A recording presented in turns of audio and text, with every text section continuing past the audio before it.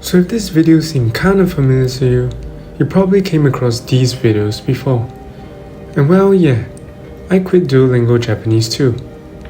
I've been learning Japanese for over 200 days now, and after spending so much time learning Japanese, I thought to myself, if I were to start again, would I even have used Duolingo Japanese in the first place? I've gathered quite some thoughts about this, and honestly, the answer to the question is quite simple. Probably not. You see, learning Japanese requires patience and a lot of time. So to successfully pick it up, you probably have to play the long game. Of course, unless you're like a genius language learner or polyglot. The questions in Duolingo are needlessly long and repetitive. You can't even skip sections that you feel that you've got enough practice on already. For example, I may not need the kanji writing practice and instead need vocab or sentence structure practices. There isn't an option to choose to skip the lesson and move on to lessons that I want to focus more on. Of course, when you're just starting out, repetition is definitely required to get the basics down. But when you're over 100 days into learning language, I'm sure writing kanji isn't really your top priority. They gotta waste time clearing 6 to 7 lessons just to progress onto more meaningful chapters. Duolingo's gamification, in my opinion, is not great for learning Japanese in the long run. Adding a streak counter kinda encourages users to subconsciously cheat just to chase that little red flame. As time went by, I grew lazier and put in less effort into learning Japanese properly. Instead, just cheated using tactics to clear the level ASAP. Given in the short term, some gamification did help me in staying consistent, as the saying goes, practice makes permanent. Over time, a small action of repeatedly chasing a streak spiraled into a bad habit of playing Duolingo like a game, rather than using it as an avenue for learning, ultimately becoming a distraction to the desired goal of properly learning the language in the first place.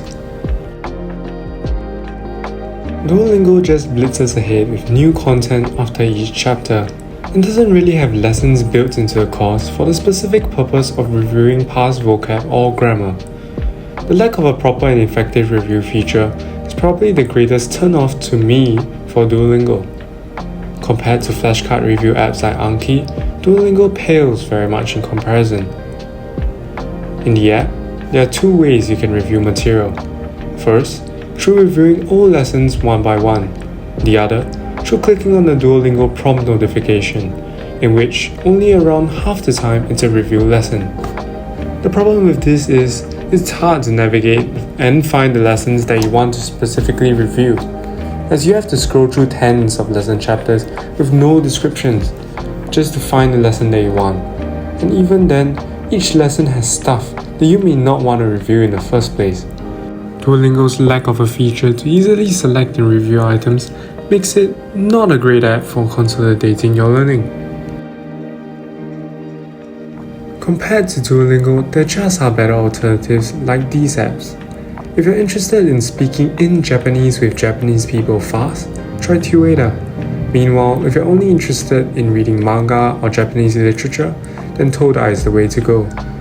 And if you're learning Japanese to better appreciate J-pop and music, I would suggest putting the lyrics through a language translator like Yomiwa or Naver's Papago. Additionally, some other generally great apps include Anki for vocab building, Kana app for hiragana and katakana learning and practice, Midori for dictionary, and a Genki textbook for more detailed grammar explanations. So after all this time, what has Duolingo taught me? Well, I've learned two main things. There is no such thing as an all-in-one app for learning, and make the learning process as enjoyable as possible.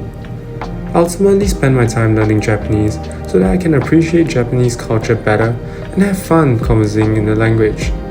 Not wasting my time going around searching for text blocks to form a sentence, or learning vocabulary that I wouldn't even use.